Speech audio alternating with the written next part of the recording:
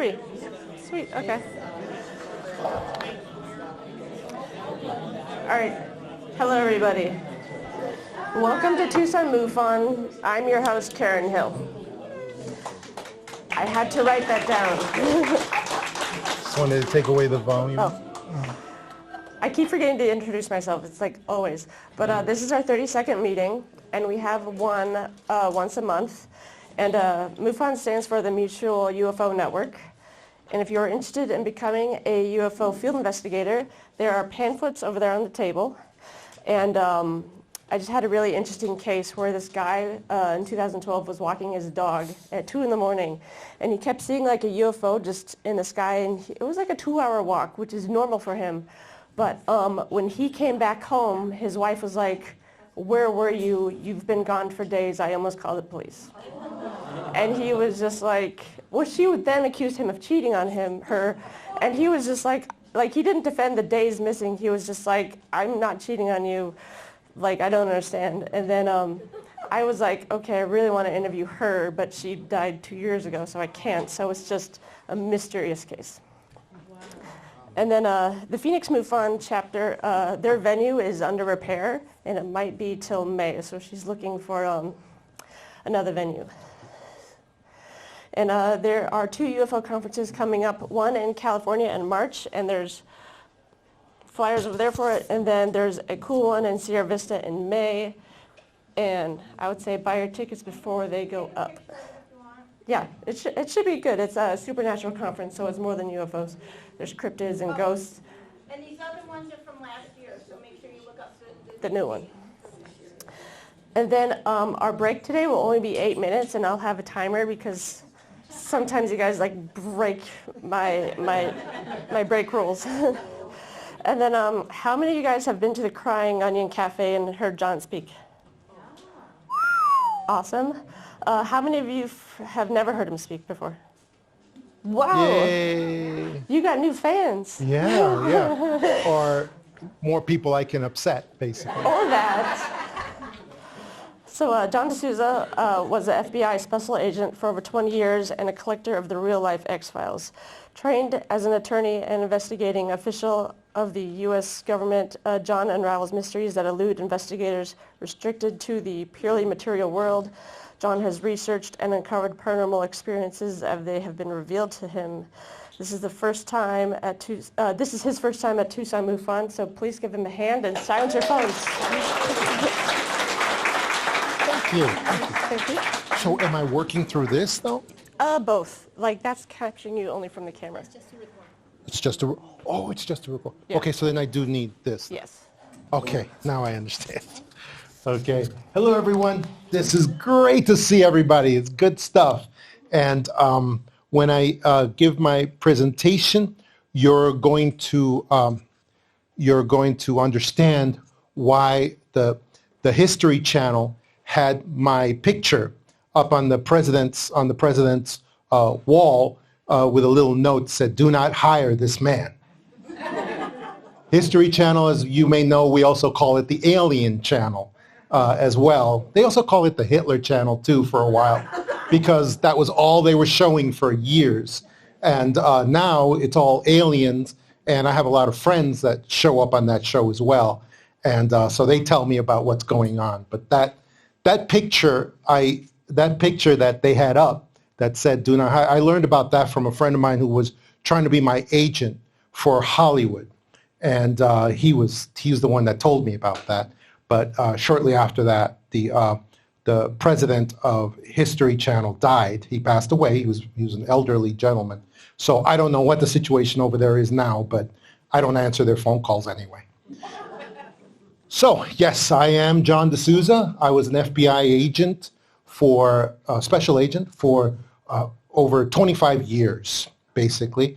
During that time, in '93, I had a bunch of my cases taken in my book, my notebook, which we keep of all of our case notes of, and that was taken and shared with a Hollywood producer named Chris Carter.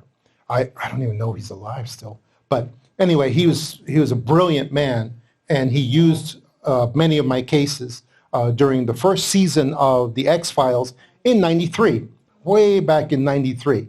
I was busy with some other things in that year also, but one of the things I became busy with, of course, was the FBI bosses calling me in and calling in Chris Carter as well to explain himself. And that didn't go that, I mean, it went kind of well, really, because they were able to find out that I had nothing to do with giving information from my cases to the X-Files. And Chris Carter basically said to our bosses after they threatened him, the FBI is big on threatening people when they have no basis to threaten them.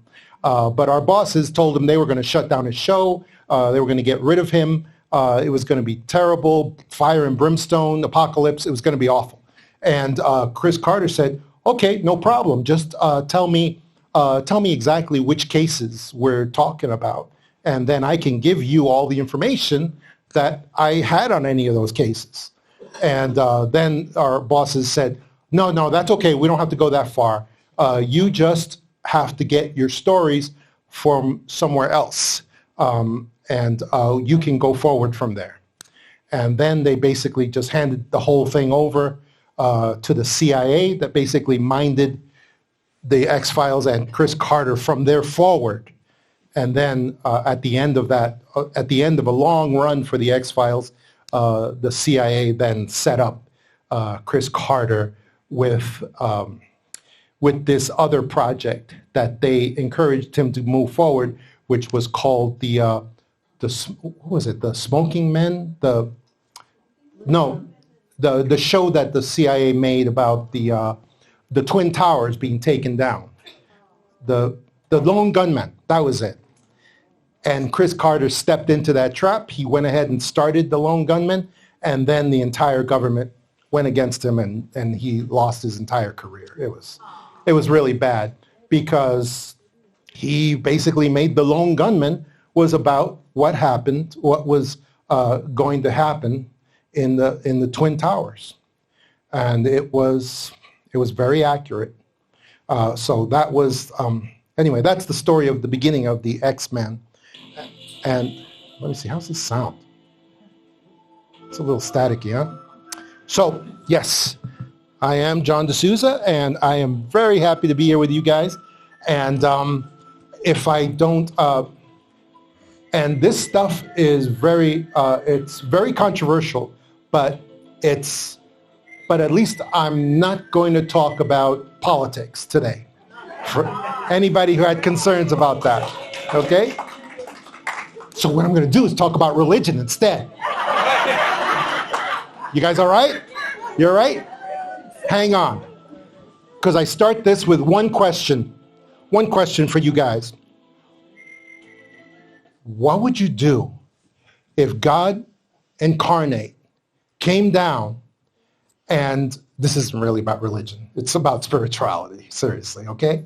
What would you do if God incarnate came down and gave you a message warning you about something very specific that is to come?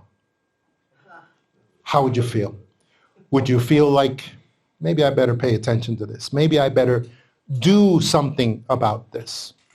Well, in the world of scholarship, biblical scholarship, we've had an unbelievable development that just came up. I'm telling you because it's the truth. Unbelievable. We have found, and I can't stress this enough, it's not a mistranslation, because for those of you who don't know, the Bible is the only sacred book, the only religious text that we have in existence where basically it's Jewish scholarship, really, over the years, has found every scrap of papyrus, however you say that word, of scrolls, of things vacuum sealed. They have accounted for every bit of language in the original language that was spoken by Jesus, Aramaic, and the ancient Hebrew as well from the Old Testament. We have every bit of language. As a matter of fact, today, if you want to read the Bible and also be able to go back to the original language. Again, this only exists for the Bible. There's no other religious text that has the original language preserved. There's an app called the Blue Letter Bible app. Blue Letter Bible app. It has all the versions, including the King James Version, which I think is the most reliable. And it has also the translation of every single word back to the original Aramaic or the original Hebrew. It's in Blue Letter Bible app. Anybody else who's looking at any other version of the Bible apps is just wasting their time. You've got to have the original language available to you, because that way, if you find a verse that's very important to you for whatever reason, you can actually go back and say, what are the actual words that were said in this instance? Not just according to King James, but that were actually said on the original papyrus or the original scrolls. Anyway, the reason that matters is because we have here a message from Jesus where he was explaining the end times to his apostles. His apostles, of course, were always confused by everything that he said, because Jesus wasn't just talking to them, he was talking across eons of time. He was talking to all peoples, especially us today that are living right now.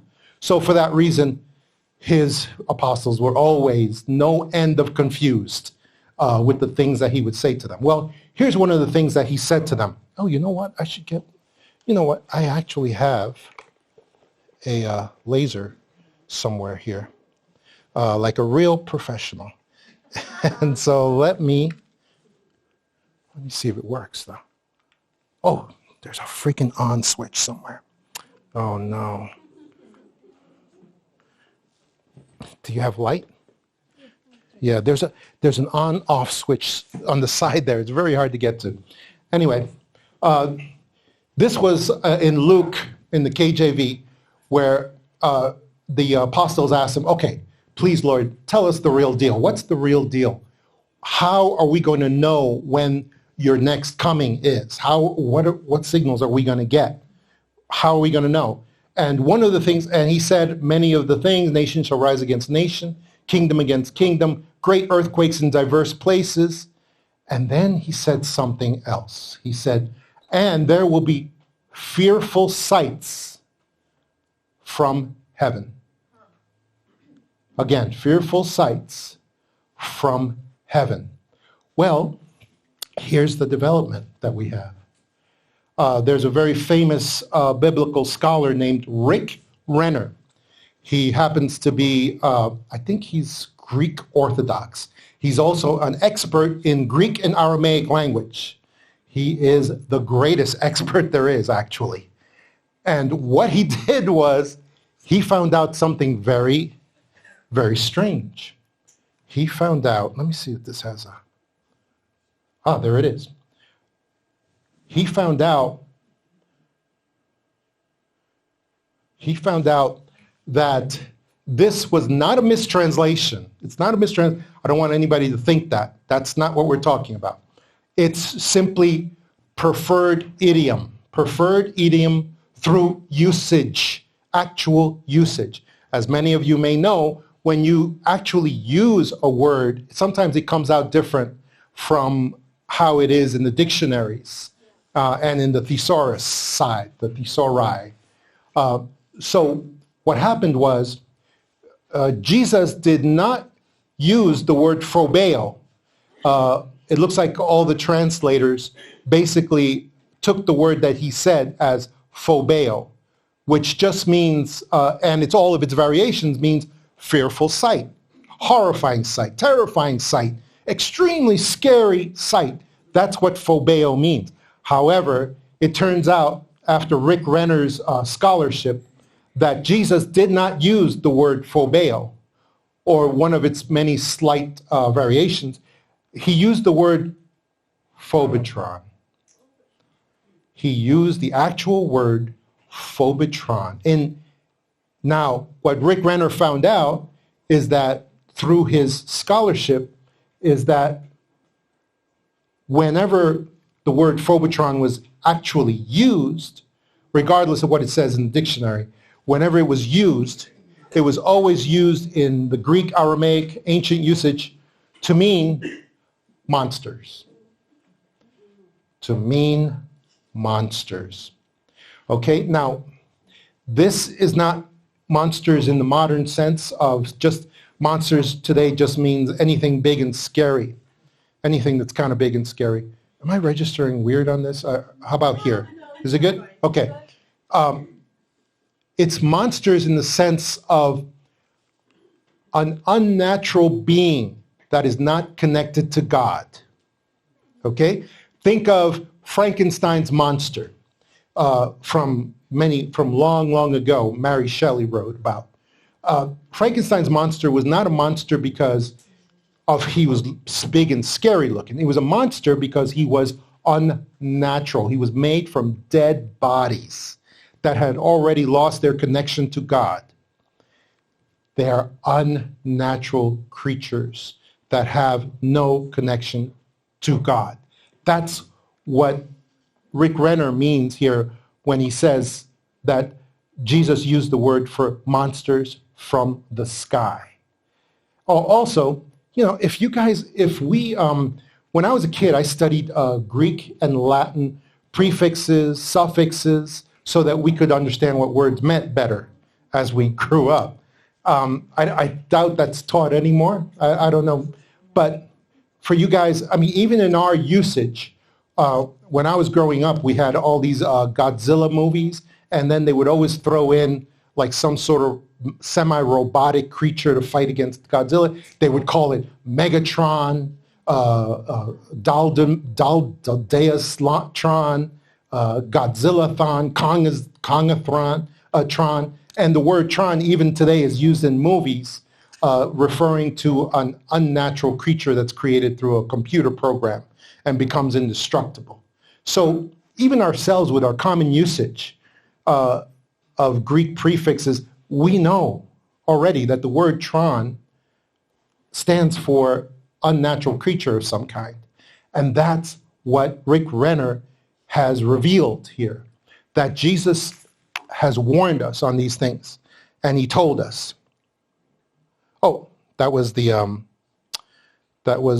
link for the Blue Letter Bible app that everyone should be using so that you can corroborate some of these things I'm telling you today. Let me see. Oh, now, by coincidence, today is the 10-year anniversary of my writing of the book, The Extradimensionals. It's been out for 10 years, and like I predicted in the book, everything in this book was going to be used in the world of ufology. They would just change the names a little bit. After this book came out, it happened just like I said it would. Everyone in ufology started using the terms interdimensional. They were trying to avoid saying extra-dimensional, but they took all the ideas from my book, and those ideas spread everywhere, which I think is a very positive thing. So today is the 10-year anniversary of this book, and that's why I am now writing the follow-up, Extradimensionals Phobitron edition. And the reason I tell you that is because the Extradimensionals, the whole idea of the Extradimensionals, first came to me from this document I was presented with that's from 1947. The Federal Bureau of Investigation, Extradimensionals was first defined in this document. This document it's called the Smoking Gun document, and it is what reveals what extradimensionals are, and that they are the real aliens, basically. And so this is the document that comes up with it. It can be found at, the link is down there. It's at vault.fbi.gov. You go to that site, then you go to the right side, has a thing, one of the subheadings it has on the right side is unexplained phenomena. Then you click on that, Then you go, and then under that shows up UFOs, UFOs, UFOs. And then you click on the first group of UFO documents. Then you go to page 22. Then you'll find this document again and everything that it says. And here's one of the things, whoops, here's one of the things that it says. Right here. It's a little hard to read. It's like the old-timey courier stuff, but it says, basically, extradimensionals first defined here in 1947. Says 5. Well, let me tell you first, this is an FBI agent. In 1947, for those who don't know, there was a worldwide phenomena of UFOs all over the earth. And everyone was asking everyone, our militaries, our news services, our scientists, were all asking the government, what can you tell us on this? What's going on with this worldwide wave of UFOs? It's all over the earth. What's going on? And one of the things that happened was that this FBI agent was assigned to a university science department. He was there either as an undercover or a liaison, in a liaison position. And he wrote this document saying that he had an informant who was an actual, well, he intimated that it was an alien visitor that was his informant, and that his informant told him all these things. And so he was reporting it. And here's part of what he reported. 5, they do not come from any planet as we use this word, but from an etheric planet which interpenetrates our own and is not perceptible to us. Okay? He's in a sense, I mean, etheric kind of means spiritual. It means a plane of existence that is unknown to the physical. But he says that the planet they're from is right here with us. And they are actually here with us in our understanding of time and space. And yet they're not, because we can't see them most of the time. It is not perceptible to us. And then in 6, he says, the bodies of the visitors and the craft also automatically materialize on entering our vibratory rate of our dense matter. In other words, apports. That's another, he uses old-timey language in this. No one says the word apports anymore. But here's what it means. Apports refers to objects or items that are mysteriously materialized or dematerialized during a paranormal event. This is one of the ways that you know whether something is actually a true alien visitor or whether it's something man-made. It's because the true extradimensionals, they can both materialize suddenly and they can dematerialize suddenly. Now, I'm not saying they can jet away at 3,000 miles an hour, or they can take off really fast or appear really fast.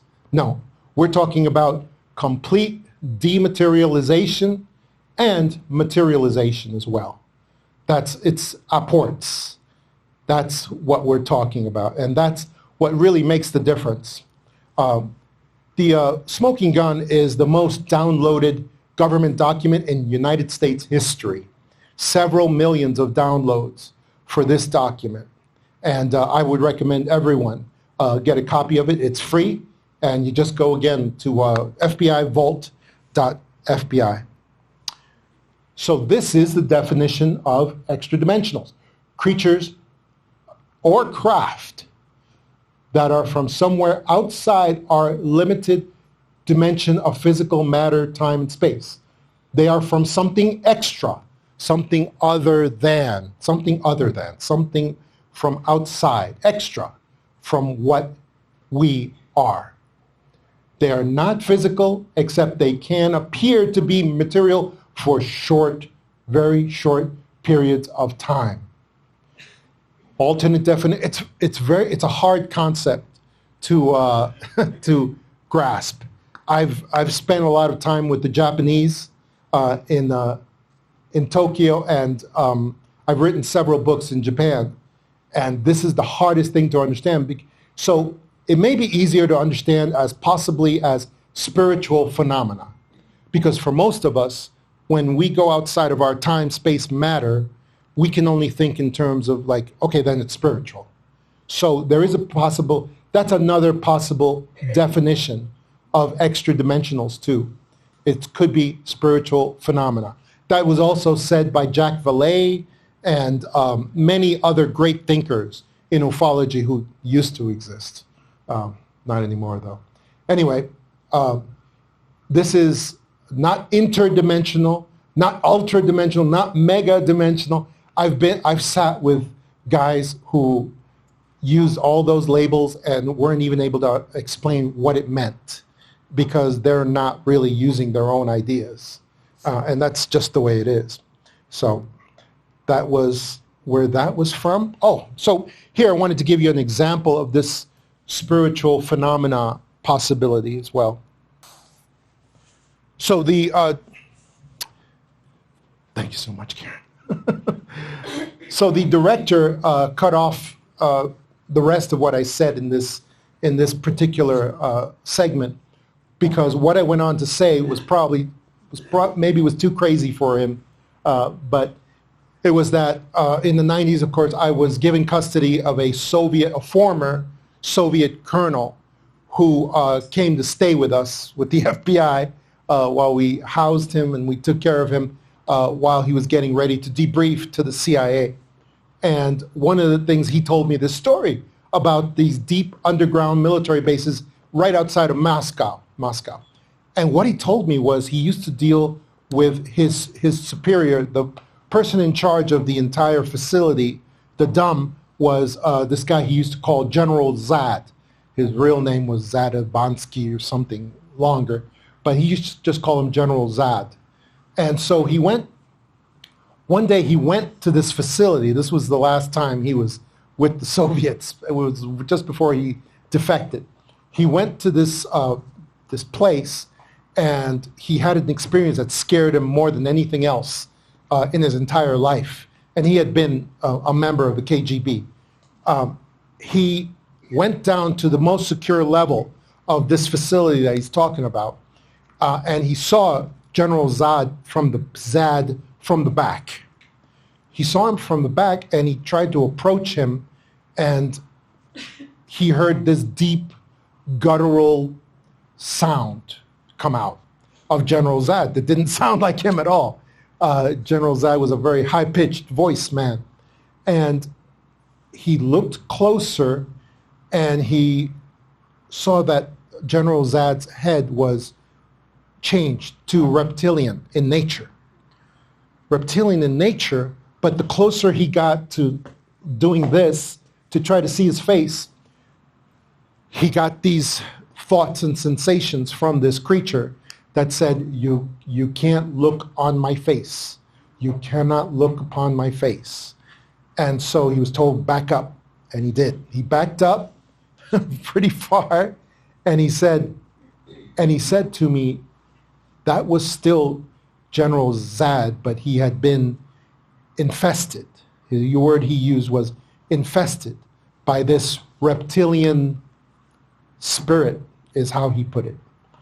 And he was usually drunk all the time when he was explaining these things to me, but this sounded pretty lucid when he was telling me this. It was pretty crazy, but it goes in, it really, at an early time, it went in to really put forward with me that it's very possible that any genuine alien visitor experience is very possibly a spiritual phenomena as well. And that helped me to develop the definition of extradimensional as well. That was what that was all about. So in 1947, there was an alarm over the smoking gun document. The the Illuminati, the Cabal, whoever you regard the banking dynasties of this planet, they were not happy with this, and they launched something they had for a while in the chamber. And here is the reason why History Channel would never have me on. It's because of this right here. The Roswell PSYOP in New Mexico was launched with a long-term cover-up that was designed to fail. The double trick. I go into long explanations of what the double trick is. Anyway, the double trick over time, so that the whole world would know that aliens and UFOs are physical. They're trying to erase everything that you just saw in this presentation. They're trying to erase it. And they're trying to let the whole world know that aliens and UFOs are just physical, just like us. Physical and from another planet in our material dimension. The opposite of what the smoking gun tells us, okay?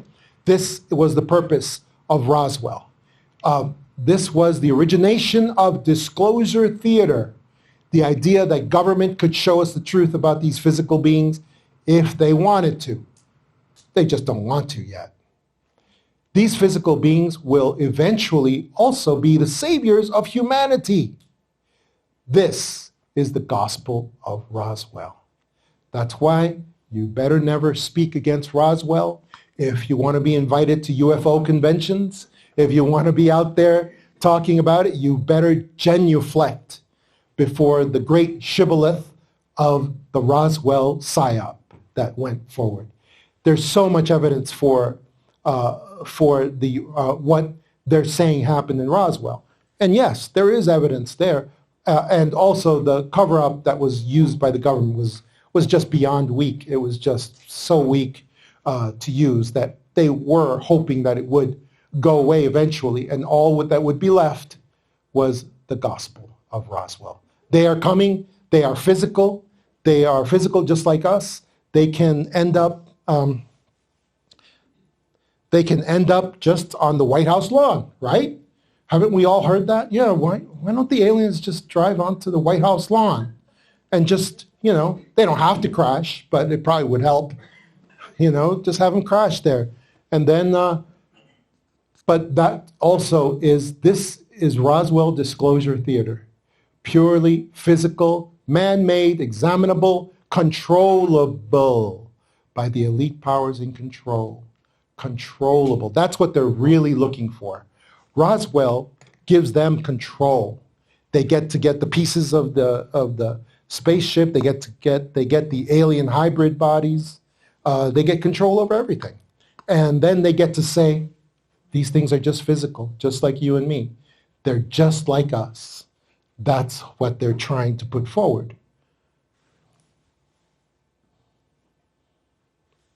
The double trick, I explain in a lot of different ways, but here's what Roswell is, and a lot of the stuff that goes on in disclosure theater, as I call it, is it's all the double trick. The best way to explain the double trick is, let's say you get caught for some white-collar crime, and you go to a SAT camp. You go to some sort of, minimum vacation camp where congressmen and CEOs are sent for white-collar crime. So let's say you go there, but now a gang leader sees you and says, okay, I want that person on my side. So what they will do is they will send a couple of their thugs that are members of their gang to come and threaten you with knives, with shivs, and then the gang leader will actually come in physically, and he will beat the crap out of those two guys that were trying to threaten you with a knife. And he will beat them up and physically really hurt them sometimes. But that's part of life in prison life, even from your friends. So they take it and then they run away, and then the gang leader says to you, I really like you, that's why I rescued you, and I saved you from those two guys, So I'd like you to be part of my crew. What do you think? And then you're under my protection. What do you think? And and then you will always inevitably, you're somebody who was almost hurt in this situation. So the natural tendency is always to say, yeah, of course I'll be with you. Yeah, that's great. You saved my life. You saved my life. Thank you so much. Anyway,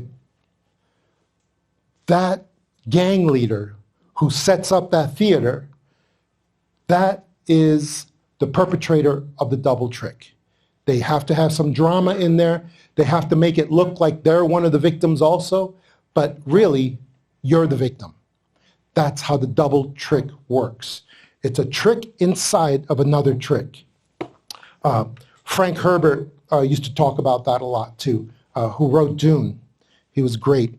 And here is, Disclosure Theater continues. In 1952, we had a bunch of a large crew of UFOs that came all over Washington, D.C., and they dominated the airspace. They basically took over the airspace. And they took it over for 14 days. 14 days. The government wrote a report about it called the Congdon Report, named after General Congdon, the guy who did the final report on this. And basically all the report said was, yeah, it's all true. It's all true. It's the only government report in existence that says, yeah, it happened just the way you think it happened. And those UFOs came in over the airspace of Washington, D.C., and they basically dominated the skies. And then and it was the only time that a Western nation Air Force went out after UFOs. Never happened again after that, because our entire Air Force, the U.S. Air Force, was humiliated, completely humiliated. These UFOs did loop-de-loops around the jet planes. They did over and unders. They did backwards movement in front of the planes. They did maneuvers that just put our Air Force to shame. Eventually, our Air Force just left, and they dominated the skies for a little bit longer, and then they went home.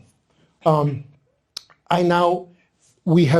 this period, we have seen a group of UFOs that appear to be from the Germans, and I do believe these UFOs were man-made, and that they did belong to the Germans during World War II.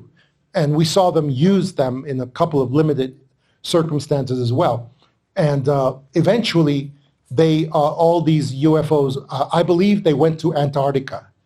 And there was a group of Germans in Antarctica who broke off from Hitler, and they just took up residence in Antarctica somewhere, and they had their UFOs with them.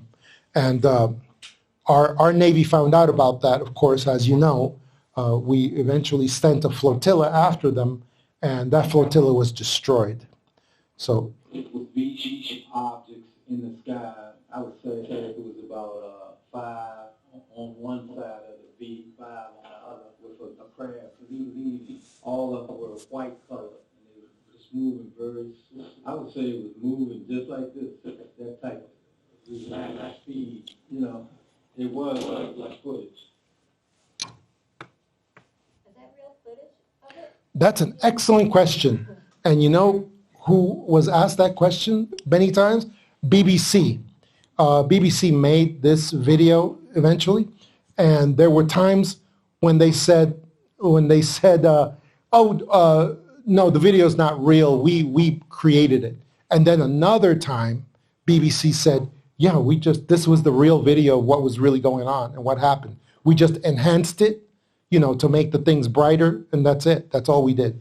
So it's difficult to know if it's real when you have a fundamentally dishonest organization backing it up, that you don't know when they're telling the truth.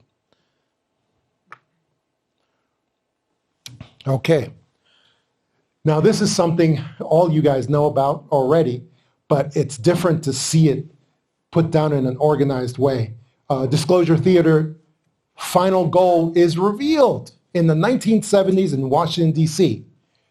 as fake alien invasion. Of course, you guys know Wernher von Braun was the head of NASA, and in the 1970s, he warned that there would be great deceptions staged by the cabal, the deep state, the Illuminati, the people who own the nations.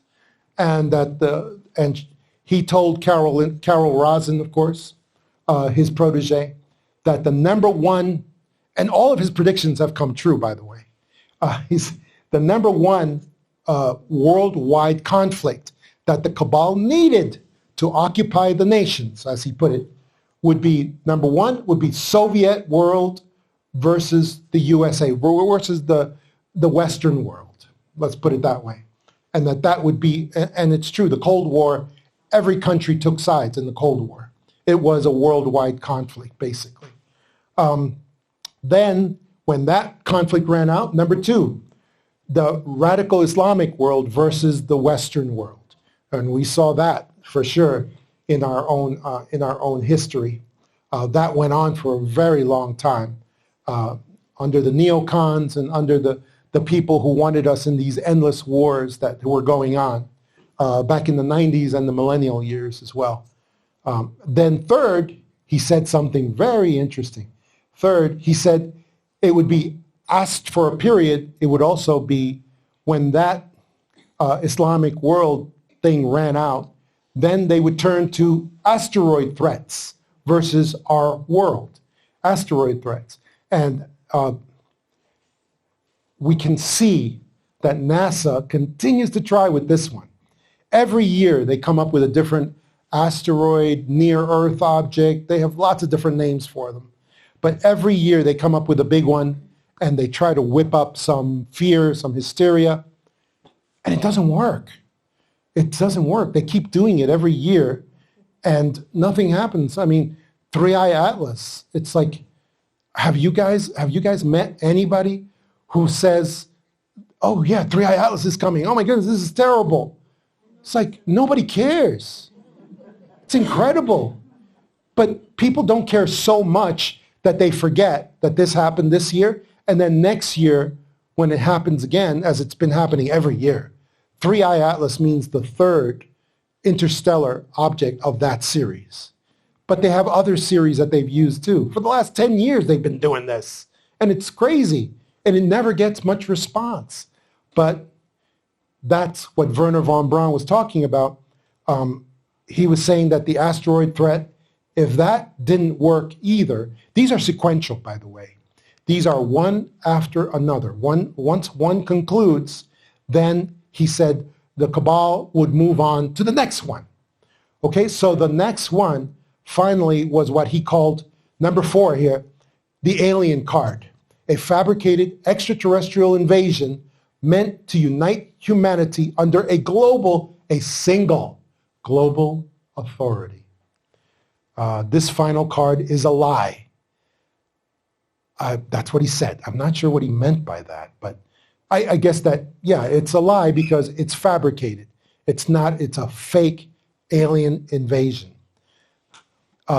He is the first person to tell me about this, way back in from the 70s, I should say.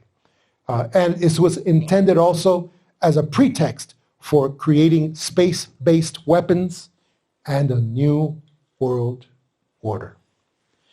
So that's important to know, that it was the head of NASA who was the first person to reveal this, what the final goal of Disclosure Theater actually was, what it is.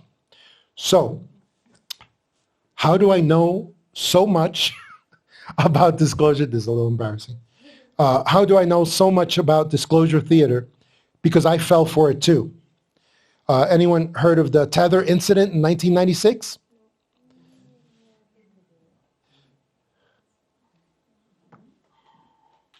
Okay. Can you guys tell me, what does this look like to you? Yeah, right? Yeah, right? You know, the first guy who told me that was this, according to NASA, they're saying that this is a 12-mile cable out in space. Okay? But you know what George Nuri told me? And that's when he still had his marbles. He still had those marbles. But he looked at this, and he looked at me and he said to me, this really looks like it's a petri dish. A petri dish with water, and that those things look like cells. Living cells. He says that's what the supposed UFOs look like. And I was amazed. I was amazed. But look at this thing. Look at this thing. Okay, oh my gosh, I have to move here. Okay, so now this is all the same film. This is film that, remember the double trick? NASA said, oh no, we left all of this on a public server, an open public server. So now any of those, I forget what you call those incels, the kids who stay at home and play on their computer all the time. Yeah, they can all, but they don't even have to be a hacker. It's a public server. You can basically legally get it. And so NASA said, oh no, this is terrible. We're going to switch all of our servers to all of our data to private servers so that this can't happen again. This is such a terrible thing. Look we're the victims here. NASA said, we're the victims. This is terrible that this happened. And then they released, which is really what they did, they released it by putting it on a public server. And and then this video is what was put out.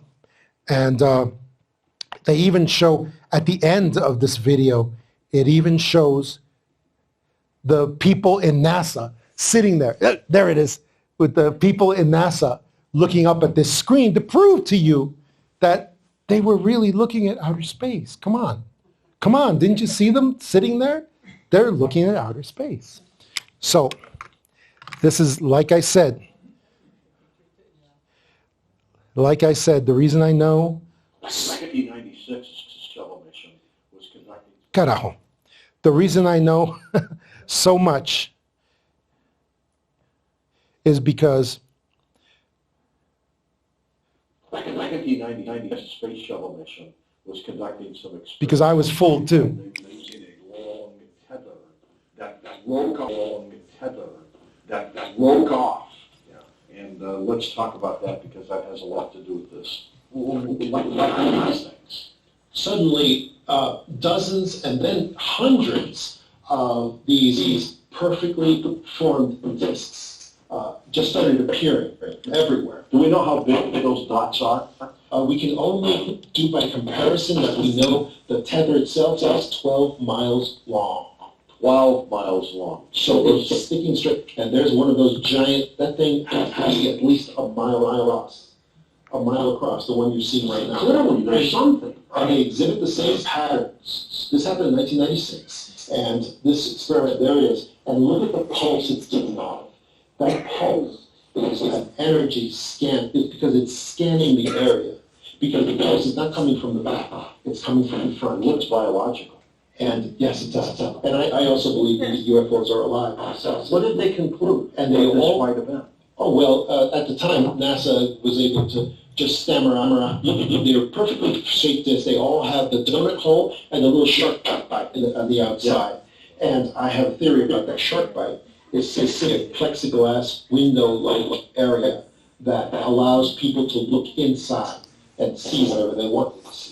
Do you think this is biological or some kind of machinery? I myself believe that true UFOs are actually biological, that they are conscious entities, that they are alive themselves. It looks like a cell. Yes. Doesn't it? A large cell. Yeah. And this thing, all they could stammer out was ice particles and debris. That's all NASA was able to say. And then they took down the public server this was on, and NASA never again used a public server for to expose their satellite film at the time. Investigators know. Best evidence is actually connection to human authenticity. DeSouza's rule, I teach courses on this, on how to be investigator, how to be power investigator, things like that. And DeSouza's rule of best evidence in any case is not the direct physical evidence from the crime scene. It is not the blood spatters, the bloody knife, or the smoking gun. It is direct connection to human authenticity in testimonial or even anecdotal evidence. Here is what I teach as the true order of evidence reliability. Now, scientists and fact finders have this chart completely reversed. They consider statistical to be the most important type of evidence. They consider documentary, demonstrative, second most important. Physical, real is third most important. And scientists and fact finders consider testimonial, anecdotal to be the least reliable of evidence that there is. And you can ask them, they'll tell you. They'll tell you in a hurry. But true investigators know that the opposite is true. That testimonial, anecdotal is the most important because it's connected to human authenticity. Physical, real evidence is second most important. Documentary and statistical is the last most important.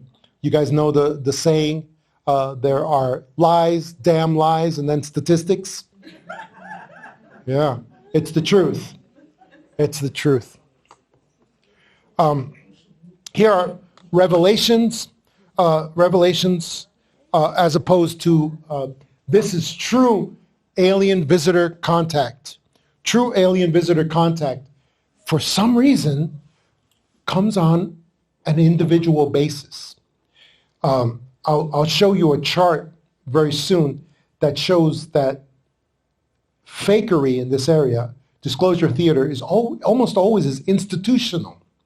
It's institutional. It has nothing to do with individuals. Well, these are true alien contacts. Anybody remembers Antonio Villas Boas, 1957 in Brazil. He turned out to be one of the greatest lawyers that ever existed in Brazil. Betty and Barney Hill, Travis Walton, Boyd Bushman, who actually dealt with material that came out of Area 51. And these are genuine, authentic revelations of alien visitors directly to individuals. Individuals who, just by coincidence, I guess, they were paragons of virtue, truth, honesty, and that's what all of these people were. You mentioned Travis Walton. Yes. He's from northern Arizona. That's right. Sitgraves, yeah. She was asking about that I mentioned Travis Walton, and he's from the northern Arizona area. And yes, I've met him. I've met him several times, and he is a very interesting individual with incredible honesty and forthrightness. It's really something to talk to him. He was and all of his friends for the most part were also very trustworthy people. Oh, to Travis? Well, I think that everybody here knows that Travis was logging in 1970. Travis was logging. He was in 1975, and he was a very young man, and he emerged into a clearing, and there was a ship there that was not so much made of metal. It seemed to be made of plasma. It had like a living light all around it, and eventually he was taken up into the UFO. But before he did that, the UFO actually took off, and apparently it killed him on the ground. But then it came back, picked him up, took him inside, and the inside was a lot of extra-dimensional stuff. The inside of the ship was the size of a stadium. but from the outside, it looked to be 60 feet in diameter. But when he went inside, it opened up into like a chamber. Also, he had three gray beings trying to hold him down to a table. On the inside, because they were so small, though, he was able to just bat them aside and move them from one place to the other. And eventually, those three left, and they came back as Nordics. 3 Nordic beings who were all over 6 feet tall, probably maybe closer to 7 feet. And they were all big, strapping individuals now. But I believe it was the same 3 entities that he had just thrown around. They just came back with different clothing. That's part of extradimensionality, too. They are able to change their skins the way we would change clothing. That's definitely what I believe. So yeah, Travis Walton's situation was very interesting and very important for us. Another thing in Revelations, in true Extradimensionals, is that these people seem to have a dreamy kind of quality to their experience. And it's possible that these grays, like the ones that I encountered when I was a child, that they may be somehow translating us to a different dimensional experience for a temporary time. So that's also possible, and that's part of extradimensionality too. In the 1970s, I had the experience of coming across one of these ships. Actually, this happened to me in New York City.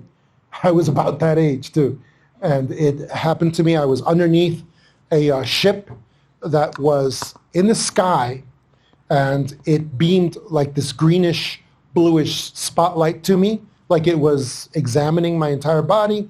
Then then it went away from me. I went back to my parents, tell them what happened. They didn't believe me. And a week later, I had about 4 of these gray beings come into my room at night, and also they spread out to my parents' bedroom as well. And they held us all under some sort of stasis, where they held out their hands and they kept my mother and my father asleep. But me, they actually came over to my bed as a child, and they lifted me out of the bed. I was like a half-filled helium balloon.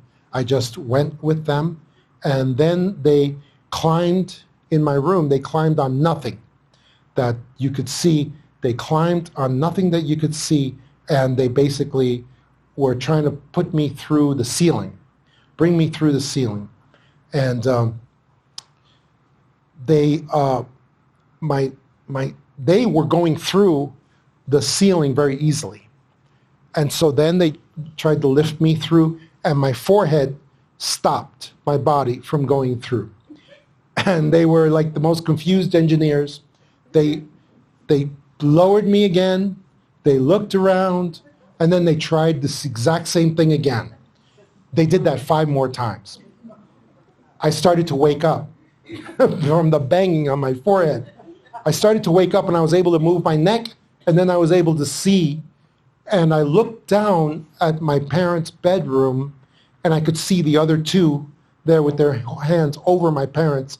My parents were in pools of sweat. They were trying to wake up, but they couldn't. They were having some kind of experience as well that the alien visitors were giving to them. And I was able to finally move my neck over enough to look at the one I thought was in charge for some reason. And he looked back up with those big black almond eyes that stretch almost halfway across his head. And he looked back, and he was not talking, but I could hear him in my mind. All I heard was the words, "He's awake." And then everything dropped out. They disappeared. I fell like 10 feet back down into my bed. And then they disappeared. And it was a crazy, crazy experience. It all happened at 3 in the morning, by the way. And it was crazy.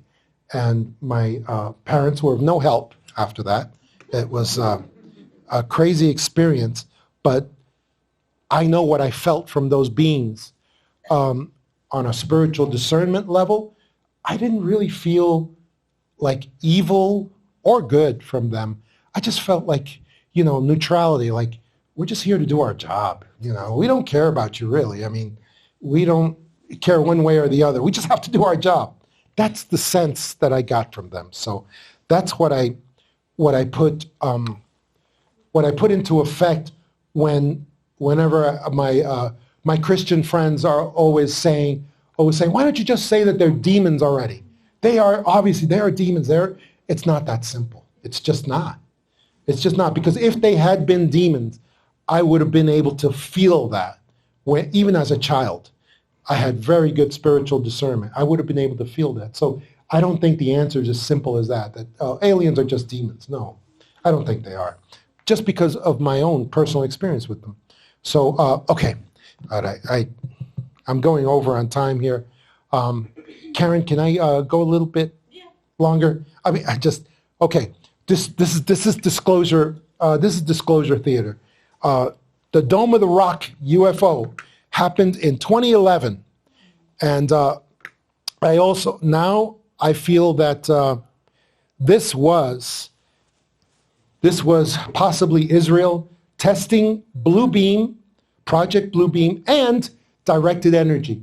You have to use both together for them to be effective. And here is a prime example.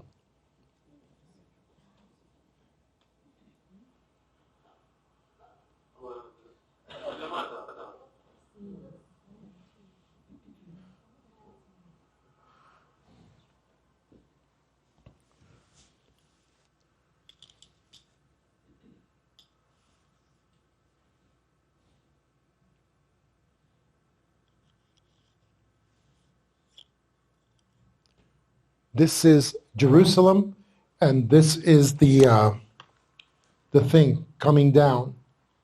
It's that plasma ball.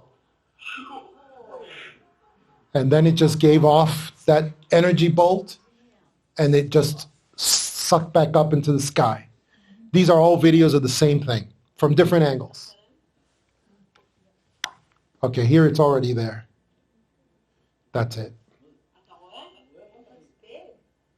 Yeah, well, it was giving off a lot of energy. A lot of energy. You can barely look at it like the sun.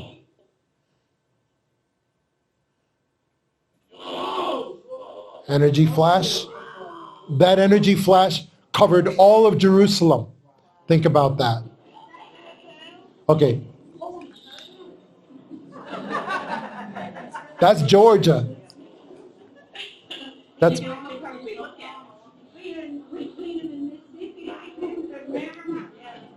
Oh, Mississippi. I was close.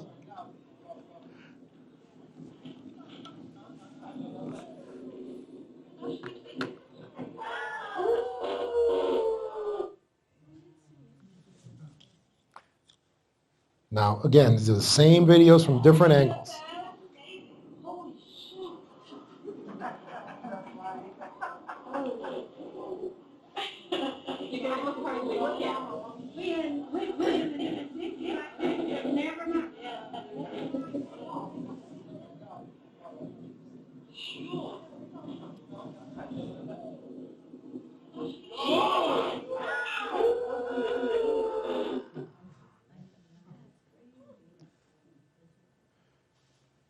Yeah, it really happened, for sure. Oh, and then this was the weather camera for Jerusalem that showed the exact same thing again.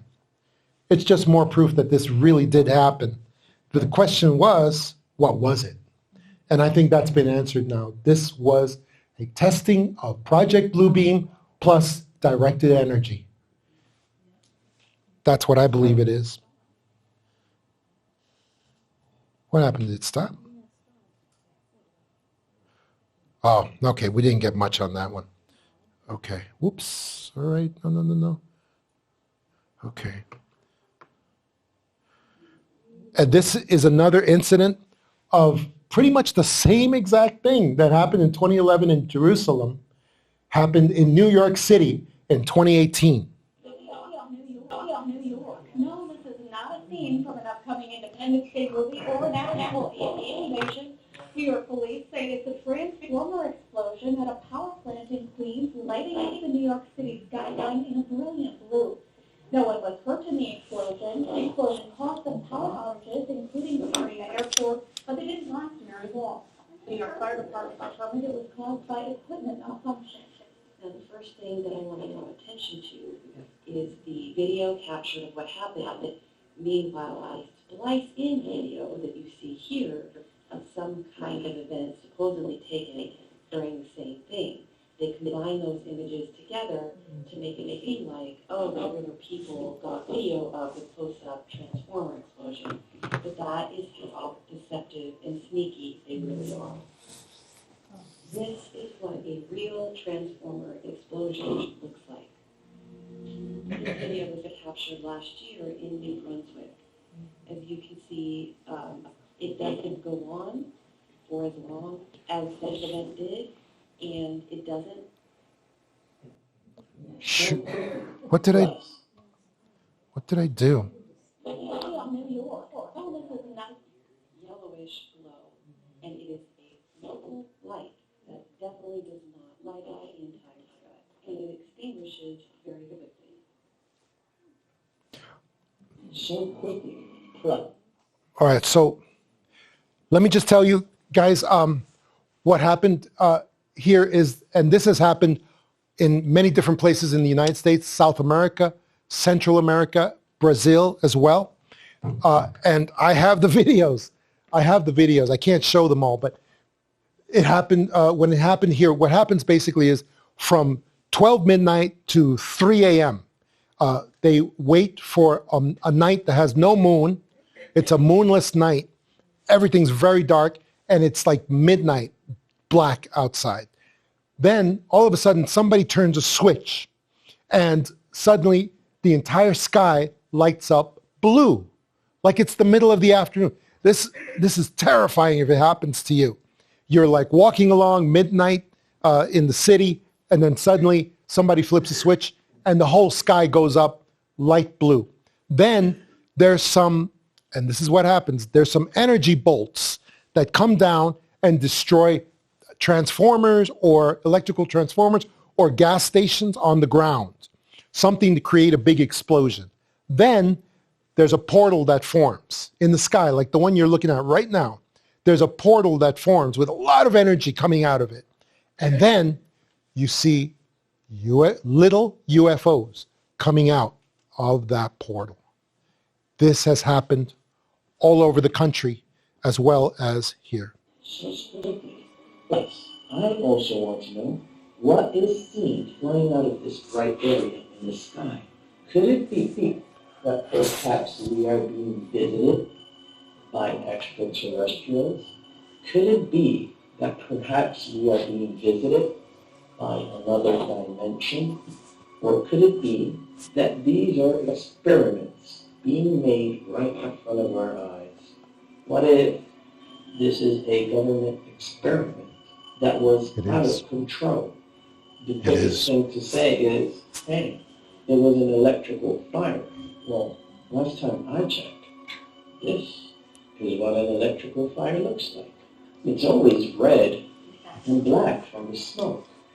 I've never seen a bright blue sky due to an electrical fire. So what is happening here? It's very scary, but I think that we finally have made contact. It is here, ladies and gentlemen. The proof. There's the UFO. Is here. It happened right in front of our eyes and we haven't even noticed. We have not even noticed. But I'm sure there were many UFOs that came through that we just... To be prepared. So are you saying that those are We don't know UFOs exactly coming out, or is No. that like the from this movie moment fake? No, exactly. It's like it says there, it's basically testing Project Bluebeam and directed energy to see how they work together. Can they work together? One of the ways they made them work together is that they have local authorities, whoever the local authorities are, they notify them that there's going to be an explosion of a transformer or a gas station, and that they are supposed to say that it was that explosion that lit up the portal that you're looking at right now. And that's what created the portal. That's what this guy is talking about. So yes, these UFOs, I don't believe they're real. I don't believe I believe they are all part of Project Bluebeam and also directed energy. Plus, I also want to know, what is seen flying out of this bright area in the sky? Could it be that perhaps we are going to be visited by extraterrestrials? Could it be that perhaps we are being visited by another dimension? Or could it be that these are experiments being made right in front of our eyes? Yeah, they are. They are experiments. I'm sorry, what? I never heard of that, and I'm from that area. Yeah, so am I, and I never heard of it either. I was born in New York City. But yeah, it's amazing, isn't it? It was on all the news, but the news basically reported it as, Karen, do we want to take a break? Yeah? Okay, let's take a break, guys, for, what is it, Karen? 8 minutes? 8 minutes.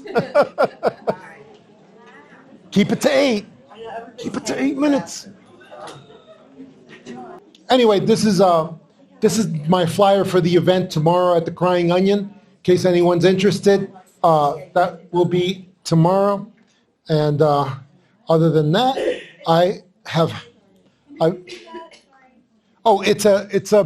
the event is happening this event is happening tomorrow at the Crying Onion at 2 p.m. It's 2 p.m. to 5 p.m. And it's $10 admission.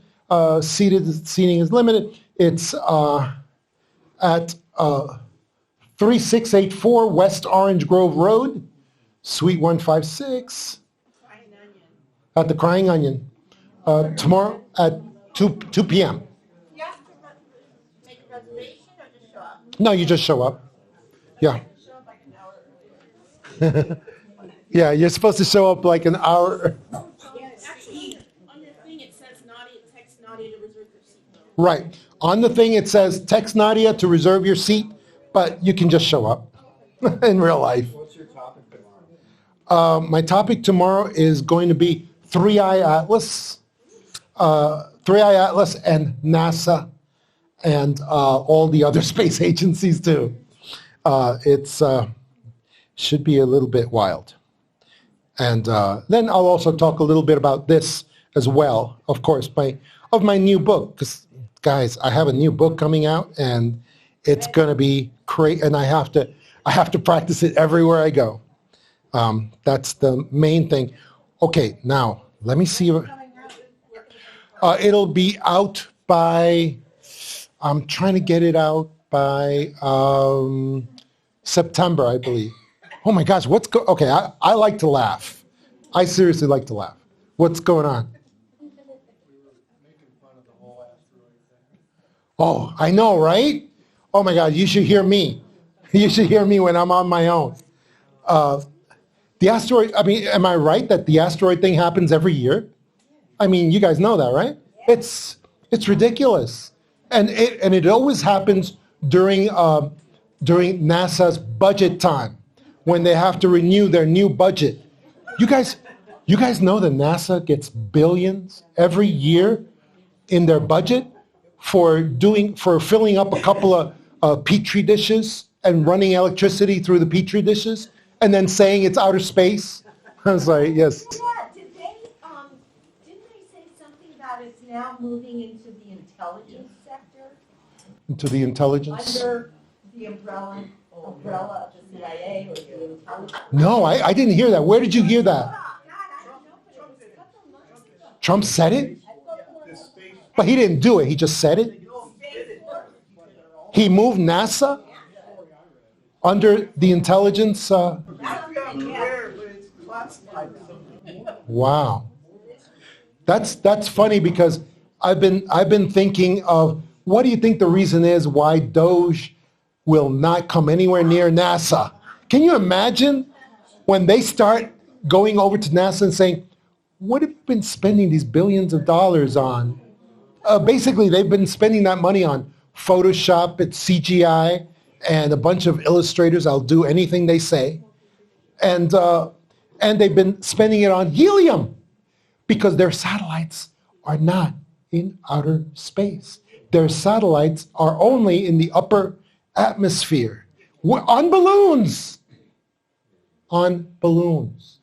If you don't believe me, go look at NASA's budget every year, which is public.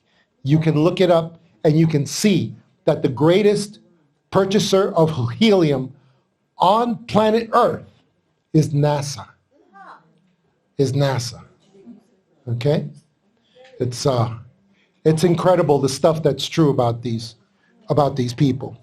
So, oh my goodness, let me see about restarting this. Holy moly. Where am I here? Oh, there it is. Okay, so I had some people ask me about, who was the young lady who asked me about these charts? Who was it? Okay, did you want to come and take some pictures of this chart and maybe the other chart before I go forward? Are you there? Okay. Because, or we could do it, okay, you want to do it now? There you go. Play slideshow. Okay, let me see. And this is, oh, and then I had a young man who asked me, how do I know that this is Project Bluebeam and directed energy that's being used in these instances? And the case is, those are educated guesses based on what I see here going on. And what I see here is an extraordinary energy expense and projection in the sky. In the sky, they're creating this enormous portal with a lot of energy coming out of it. And also, we see bolts of energy, so that covers directed energy. And Project Bluebeam is something that has been going on for many, many years. And I just don't see any other two real sources of power that could create this kind of a scenario. And that's what I see. Something connected to HARP at all? Yeah, I believe it is. Yeah. But HARP is so top secret at this point, and they give you so many, yeah, here's another thing to take a picture of. Basically, here it is. Jesus did give us a warning about Phobitron, sky monsters. And I believe that his warning actually applies to both sides of this chart.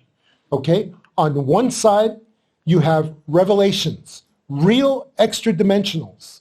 And they originated with this smoking gun document in 1947, where this document defined who extradimensionals are, what they are, what qualities they have. And then we have all of these individuals over the years that had these things come to them on an individual basis.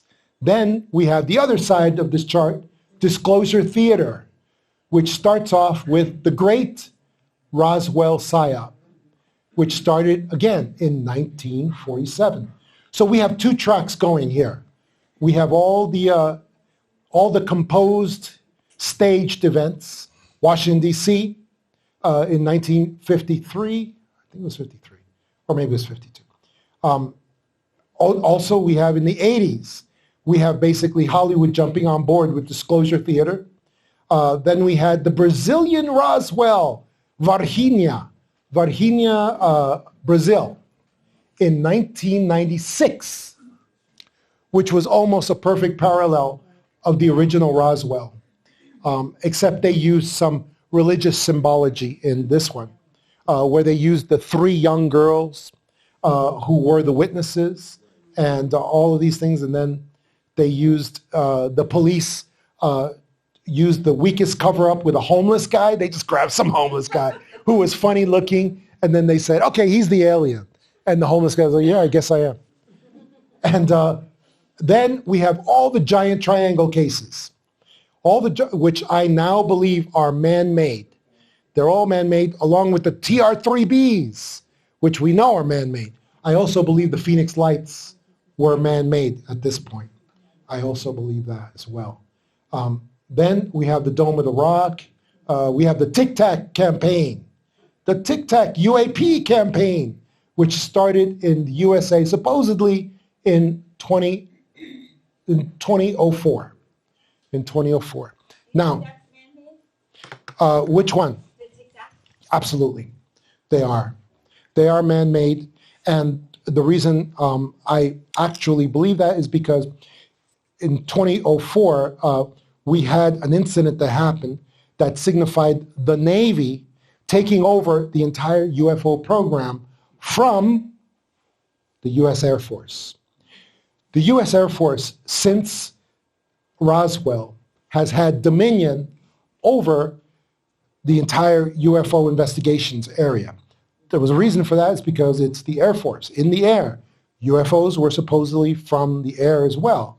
So that's why it counted. Well, now in 2004, they had the U.S. Navy, the Nimitz, and several other vehicles basically take over ufology. Why? Because there's two reasons. The Navy handles legal matters for the entire military. Also, it handles all top secret weapons development for the entire military, the United States military, which covers a lot of ground. And so what they were able to do down here, Tic Tac's UAP campaign, what they were able to do basically is just change UFOs over to UAPs. And UAPs were basically a top secret weapons development program under the dominion of who? The military industrial complex that everyone, that Eisenhower warned us about. Here's a continuation of the chart. If you guys want to take some other pictures, this is a continuation of the same chart. And now up here, it says, U.S. Congress, fake whistleblowers, and former, entre comillas, former government officials join with mainstream media under the military-industrial complex 2017 to the present. And here is a little UFO here and a little dollar sign. That little dollar sign is the reason why now you see Congresswoman Luna and all the congressional committees having committees on these, meetings on these UFOs all of a sudden, and all the supposed government commissions and things that were run by these former CIA officials. It's all a bunch of crap, and it all comes back to the money. The military-industrial complex that is developing these top secret weapons right now and has done in the past and continues and will continue to in the future. They are handing out lots and lots of money to congressmen, senators, to people in ufology, a lot of money, because this helps them to have their top secret weapons programs go forward with no interference. No interference, no drag, no senators that are upset, no nothing. That's why it was so important for them to take over ufology under this whole rubric. So that's it. Whoever wants pictures, hopefully you've gotten them. Here's, my first book, The Extradimensionals. This is the most famous quote from The Extradimensionals. Has been a world bestseller for many, many years, for 10 years, basically. And here's one of the reasons why. This is the quote that went all over the world. And this quote applies to both sides of that chart that you see right there. Once the black swans arrive, once we awaken to numerous mile-long shadows cast by these ancient ships hanging over our major cities, soundless, motionless, maddening, it will be too late. And that is saying it will be too late to learn what is going on, because we have to learn before then. Okay, this was supposed to be the halfway point. It's a artist depiction of testing blue beam technology and directed energy weapons. So we are past that. Warning, the following content may not be suitable for all viewers. Viewer discretion is advised.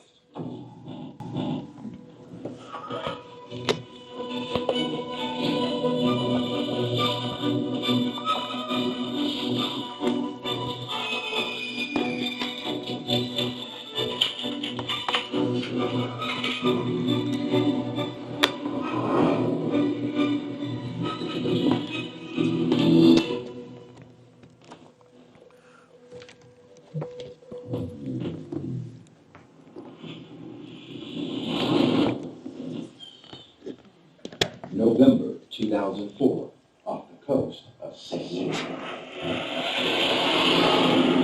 training exercise has begun. USS Supercarrier, the largest aircraft carrier in the world, designed for one purpose, to infiltrate and annihilate enemy forces. The Nimitz is one of the largest ships we have in the U.S. Navy. It's so big, it has enough firepower to basically take over an entire country. Add to that the Nimitz is always accompanied by smaller ships of all shapes and sizes. You're talking about a flotilla. Housing over 6,000 soldiers, the Nimitz has launched one of its 97 warheads. That's success. This is the U.S. Navy at its most extreme. No one and no thing would dare cross its path. Still, November 14th. A blip appears on the radar. An unknown object crosses the screen, pushing speeds at over 3,000 miles per hour. Radar operators assume a technical malfunction. But then, another object appears. And another. And another. The Nimitz goes into high alert. Not only are these foreign objects appearing near a Navy aircraft carrier, but they're also invading United States airspace. 2 F-18 fighters are deployed, led by Top Gun Navy pilot Commander David Fravor. With over 16 years flight experience and over 3,500 flight Fravor had more qualifications than any other pilot in the United States at the time. So we were running training missions before our deployment to Iraq. And we got the call about these foreign objects. So I ordered my guys to suit up and go check it out. I never could have expected. Flying high above the ocean surface, the F-18 intercepts location contact 180 miles west of the San Diego coastline. When Commander Fravor reaches the contact point, he looks out of his cockpit window and is astonished at what he sees below. A craft hovers above the ocean surface, floating in midair. It has no exhaust, no wings or rotors, and no apparent means of mechanical lift. Fravor described the craft as an elongated egg or Tic Tac shaped craft, unlike anything in the U.S. Armada. See, the craft didn't have any flight surfaces on it. There was no wings, no tail, no jet engine. It was just solid and white. And it hovered like a helicopter. But there was no rotor on the surface of the water. And if the presence of the craft wasn't strange enough, what happens next defies all known physical laws. The craft begins moving at instantaneous speeds, starting and stopping without any acceleration or deceleration.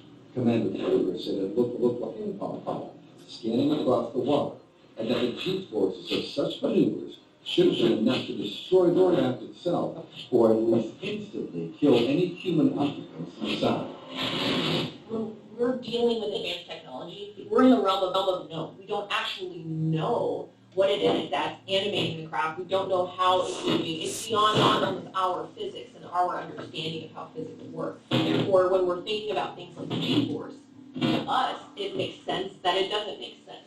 But when we traverse into that unknown territory, we have to start asking more questions about what we think we know. At this point, all I could think about was, I'm going to get a better look at this. Fravor pilots within a half mile of the craft, and chases it throughout the sky. And once he locked on, his heat-activated camera picked up this extraordinary footage. Commander Fravor and his co-pilot converse over their private communication line.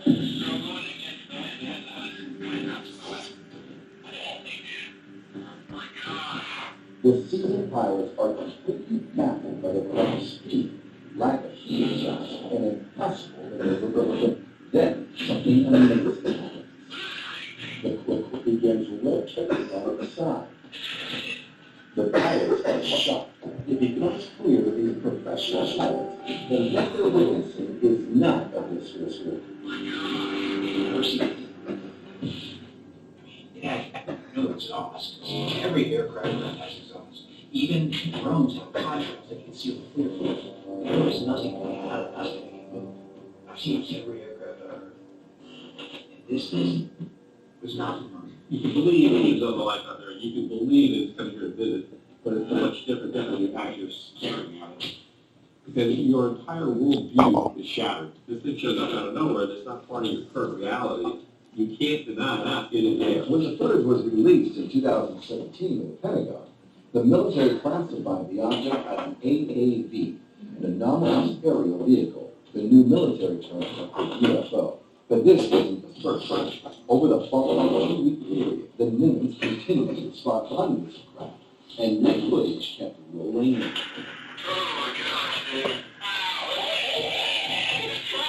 Why is it that even people in our military who are fighter pilots with 17 years experience, they don't know what advanced technology is being used? Within days, internet commenters suggested the video might be the work of clever CGI artists or an elaborate hoax.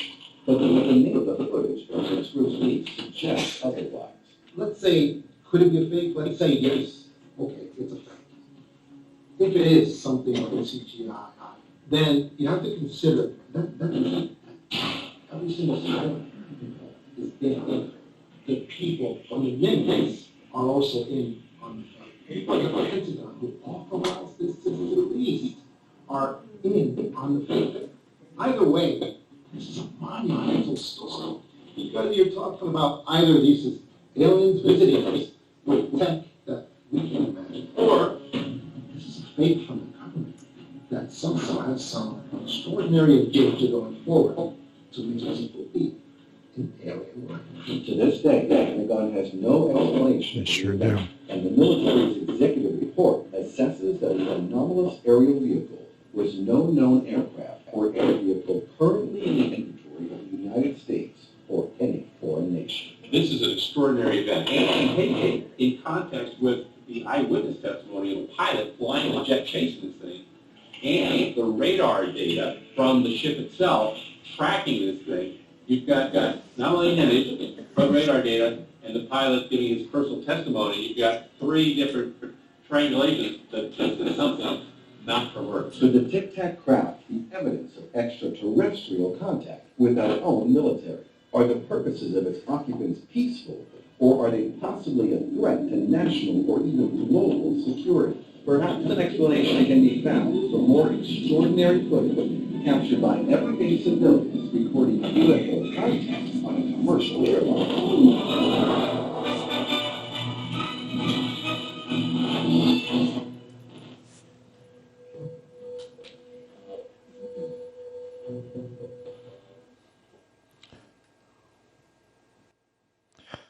That was when it all started.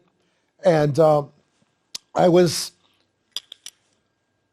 now believe that that entire incident was nothing more than top secret experimental testing of top secret weapons.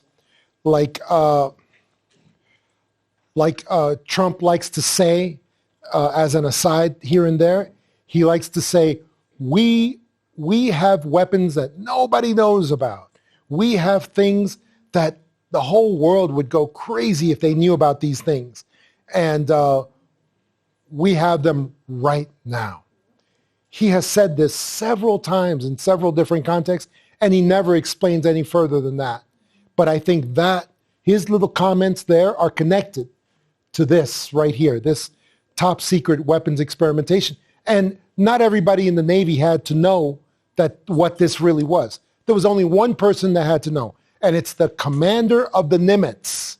He's the only one that has to be told, this is not a hostile action. This is experimentation of top secret weapons. That's all, because he would be the only one that would need to know, you can't fire on these things. You cannot fire on these things. So for that reason, he would be the only one that would need to be told. And even he wouldn't need to be told the whole story. He would just need to be told, these things are not hostile. They will not hurt you. And you don't need to fire on them at any time. Yes? You don't think that it's more likely that what they were saying in the video, like it's CGI or something, and then the whole crew, all of them are in on it, and it's just a fake? No, because we have the... think that Yeah. the U.S. has these things? No, because it's not CGI, because we have the film. And we can see in the film that it is real. If it's not that you don't have to be a professional graphic artist. You just have to have a sense of video when it's showing artifacts and when it's not. You just have to be a person that has some sort of sense of when film is real and when it possibly could not be. Like it has to show artifacts to be CGI or be fake or something like that. It's difficult to describe, but it just comes with experience of seeing a lot of these videos. So yeah, we can tell it's not CGI. It's not CGI. It's real. It's not Photoshop. It's not. But this is how the double trick works. It is real, but it's not what they're saying it is. It's something else, much more pedestrian, much more not interesting as aliens. But they want to make it interesting. They want to make it that it's aliens.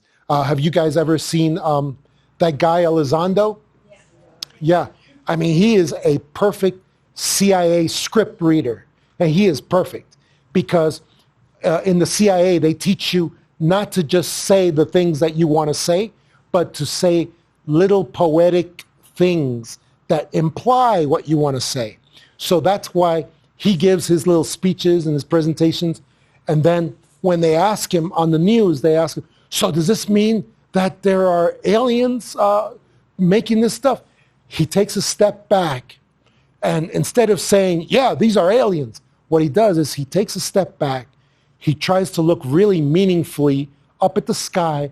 And he says, this is proof that we are definitely not alone. It's just a CIA script that says nothing, but it seems to say a lot. So that's why he uses things like that. And all the other members of his phony baloney academy, they do the same exact thing. They can never say what they actually mean. They have to read these little canned statements that are kind of vague, kind of neutral, but they lead you towards where they want to lead you. So yeah, those are one of the things. This has now become the biggest thing in disclosure theater. For the first time in human history, the mainstream media is being ordered to consider the truth of UFOs. Whether you're talking about CNN, Fox News, and the Tic Tac videos are being championed by a group of former CIA officials and Pentagon officials, led by a youth pop figure. And here they are. Here's the original Disclosure Theater. Tom DeLonge and his little crew back there. The Tic Tac videos actually show nothing extraterrestrial. They just don't. If you review them, you'll see that. And then we had this WikiLeaks showing the collusion between John Podesta and Tom DeLonge with their secret plan to enlist the youth of America into believing in UAPs and everything else that they believe in. It's pretty bad. It's pretty bad. And then we have Mellon here. Mellon, you want to talk about Illuminati. He is the Chris Mellon from the Mellon Foundation, also the Mellon Carnegie Bank. The Mellon Carnegie Bank. That's who this guy is from. And this was one of the main guys in To the Stars Academy. He's also a former CIA official, okay? Now, if that's not good enough for his resume, he also stood up in front of the world and he showed this, this mylar balloon as an actual UFO object. And then later it was exposed that this was a party balloon from a 1-year-old's birthday party. It's and that the photo was taken in the UK in 2005 by Steve Mira. Some of you may know him. He's a very reliable source. It's just unbelievable. So I always tell people, as soon as someone starts talking about high-level government insiders, just run away as fast as you can. The only thing, this is a meme that went around during this time, the only thing that's a threat are the people telling you it's a threat. Speaking of the media supporting this movement,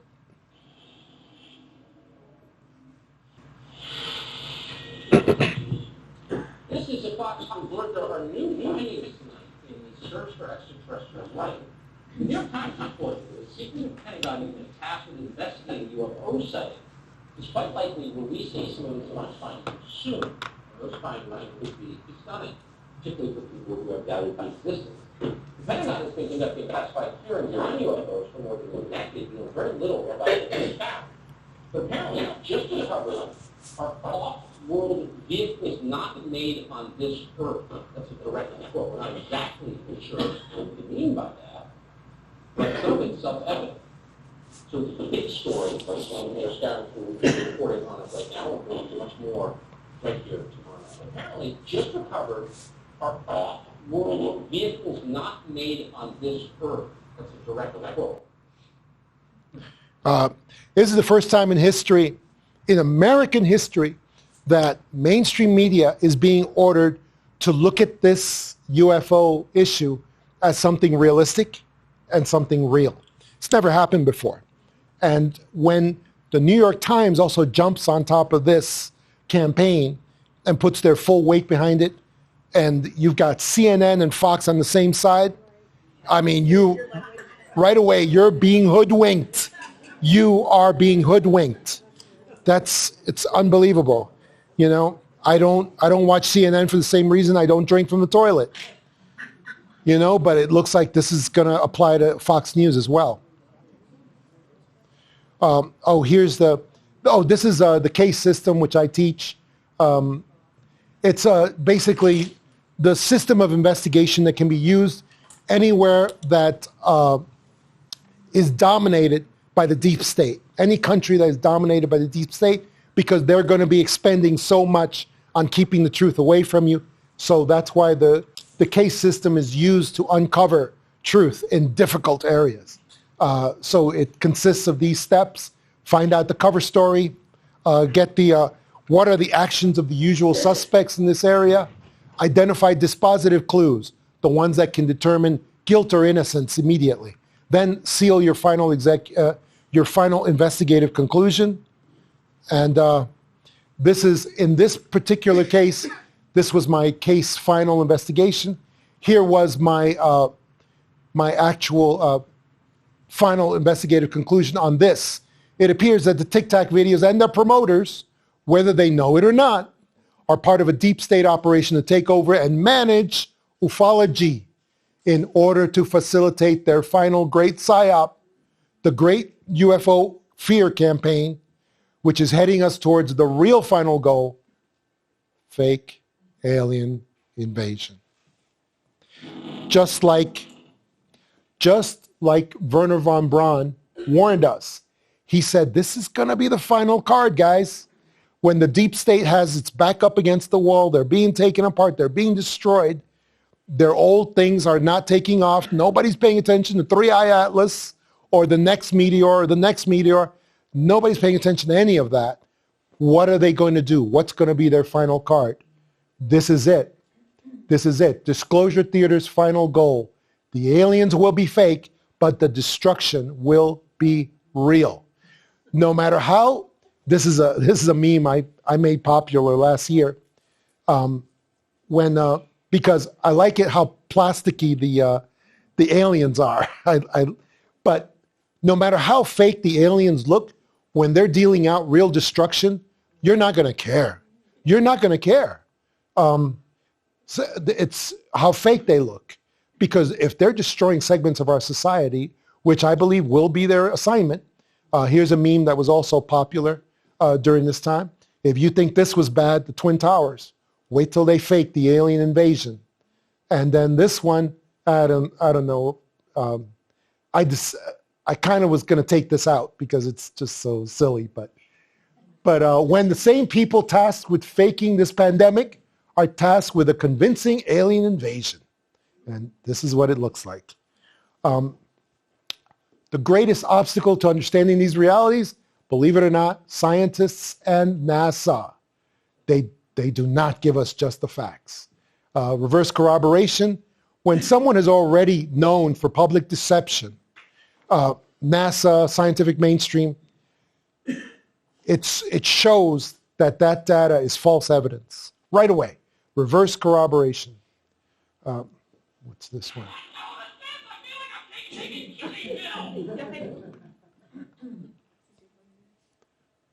I love that.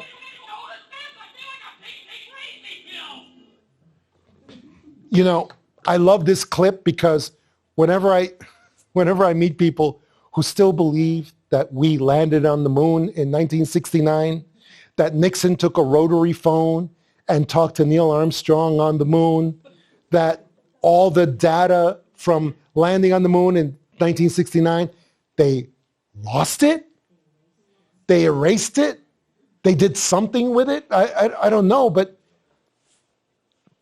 I feel like Mugabe in Zoolander, because I just can't. I can't with these people anymore. Say again? I just can't. I feel like Mugabe. I feel like, is nobody else seeing this? Like what I'm seeing? I feel like I'm taking crazy pills.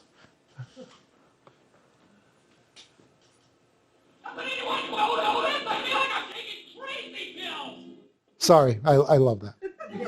He just shows how I feel. He shows how I feel. And, here, when you see scientists and medical doctors acting in ways that don't make sense, just follow the money. Follow the money. Here's some of what doctors have done in the past. Doctors and scientists, I would say. And yep, here's what the scientists and doctors used to do. They used to spray our kids with DDT. That was a real thing. That was a real thing. Who could be against true investigation? Who? Well, here's some famous scientific sayings that mean nothing. Follow the data. Great claims require great evidence. Well, that's not true because no great inventions would have ever been made. Another one, that's just anecdotal evidence. We need statistical evidence. Who could be against pattern recognition? You guys, pattern recognition is one of our strongest powers as humans to help us survive. Now, however, when the Face on Mars came out in the 1990s, we got better forms, better versions, and scientism's reaction was to create these two new doctrines, pareidolia and apophenia, both of which say if you're recognizing patterns, it means it's a mental illness on your part. It's not real. Only scientists can tell you what's real. Don't try to be an investigator on your own. That's what they said. There's a good book by Mike Barra, Ancient Aliens on Mars, that really goes into this in depth. Scientism is a little different. Scientism is just the point of view that science can answer all the questions for you. Can answer all the questions for you. Oh gosh, I ran out of time already. Okay, well, this was the last thing. This was the last thing I was going to consider. The Miami Mall alien incident, which is on the other side of this chart. This was a genuine, I will always support that this was a genuine extra-dimensional instance of something that happened, something that went on, and it's every bit of evidence mitigates for that as well.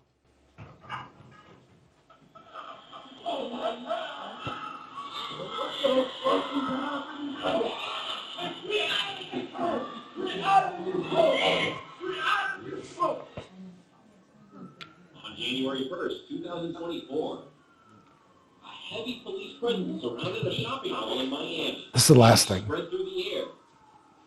News outlets reported various accounts of what had transpired.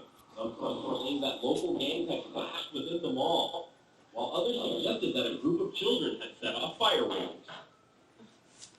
However, a more mysterious version of events quickly circulated on social media, supported by eyewitness testimonies. According to these accounts, shoppers experienced a wave of panic when they encountered several dark, translucent entities, each several meters tall. A massive panic ensued, with hundreds of people rushing to escape the mall. Those who claim to have seen these entities describe them as dark, somewhat transparent, and constantly appearing and disappearing.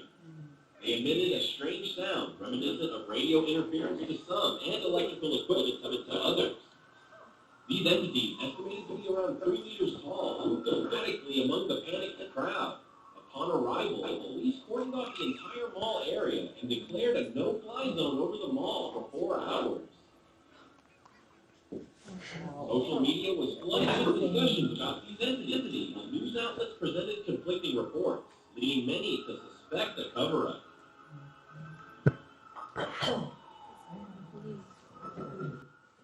So I have a question. Yes. How would you, like, when you see stuff like this on the news or on like popular, paranormal programs and stuff, like how would you, like you think that's a genuine one, how do you differentiate between blue beam fakes and real? Oh, that's like something that's genuinely from another dimension. Oh, that's excellent. It's I don't know, like for me, like, it's because the Miami Mall incident came to individual humans, came to people that were there in the mall. They were, it looked to me like they were attempting to make contact. They were trying to make contact, but nobody's going to make contact with a thing that's 10 feet tall and it looks scary and shadowy. And that's what the people in the Miami Mall, they, instead of making contact, they started shooting at it. They started shooting at these things. Because apparently everyone in Miami has a gun, apparently. I mean, they proved it. They all started shooting at these things. And of course, the bullets didn't affect these things because they are extra-dimensional. They have the ability, as the guy said, to disappear and appear. That's extra-dimensional. Yes? Finish seeing the rest of that video? Sure. I've never gotten to actually see the entire video. Sure. It's just, it was just, oh, freak.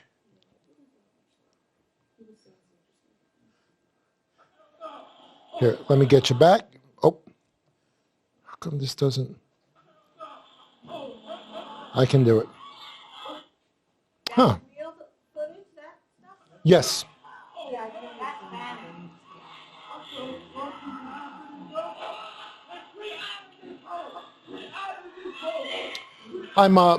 I put this at the end of the presentation because I'm still doing a massive investigation on all of this. Let me tell you, just to start, there's 3 hours of audio of all that's available publicly. I mean, anybody can go get it. 3 hours of audio of all the police officers talking to each other and talking to their command and trying to find out what is going on. It's a massive, massive investigation. Yes.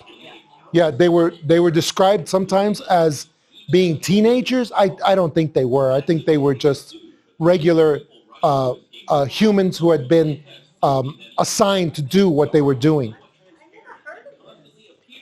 Oh, yeah? Yeah. That's because the news reported it one time and then never again spoke about it. So if you missed it that one time, you're out of luck because they're memory holding all of this. No. They were ordered not to. That's another thing that tells me that this was a genuine incident because the New York Times and Fox News and CNN are not all saying, hey, come look at this. This is crazy. Yeah, let's have some congressional hearings. No. Well, it was the largest police response since 9/11. Yeah, there's many things here that also they tell so many lies in this report. They said the airspace was cleared. No, it wasn't. There was a large group of black unmarked helicopters that were in the area keeping an eye on the thing that the cabal fears most. The cabal fears one thing. It fears real aliens, true aliens, coming in contact with individuals. That's what they fear more than anything. And if someone had stopped and talked to one of these creatures, I believe that those black helicopters would have opened fire on everybody on the ground to cover up what just happened. That's the reason they were there. And I believe they've done that before. They've done that before. January 24. Correct. Right around New Year's, right? Yeah. It was right around New Year's. Look at that. That's one of them. That's one of them right there, walking. So, how many of those do you see in this image right here? In this video, I think we see like 6 different ones. Where are they? Well, here's some of them right here. There's one, second one. That may be a third, or that may be one of the police officers that may have gotten out of his vehicles against orders. One of the main orders that was given was, well, the first order that was given to the police in this area was, how do I, caramba. Okay, when the main order that was given to people, I have to finish this up, folks. We're here too long. Okay, and the main order that was given to people is, this is a potential mass casualty event. Respond to this area. But do not get out of your car. Do not make contact with the enemy. I'm not sure what word they use. Do not make contact, though, with the enemy, with the subjects. That's something like that is all they said. So all these police officers were told to just respond to this area with this massive, massive response from like 13 different companies. What do you think? Feel free to share your thoughts in the comments section. Thank you for watching. Don't forget to subscribe to our YouTube channel for more exciting documentaries. Yeah, it was. On the ground footage is there no one's done a FOIA request for body cams from the police? Yeah, we have done many of the FOIA, but they are able to deny them on 2 bases. Number one, they say it's still an open investigation. How? How could it be an open investigation? Are you telling me the aliens are still around? But they say, okay, it's an open investigation. And then they also say there are national security concerns. So they don't have to respond to FOIAs. So they use both of those as a foolproof. Just in case one fails, the other one will win. So it's, yeah, it's an amazing case. And like I said, study is still going on with that. It just doesn't end. And yeah, I think that's what I got for you guys today. That's it. Thank you, guys. Sorry we ran over. I know we ran over, like way over. You're not the first. So I'll be here. I'll be right here at the table. Any other questions or anything else? Thank you, guys. Thank you, guys.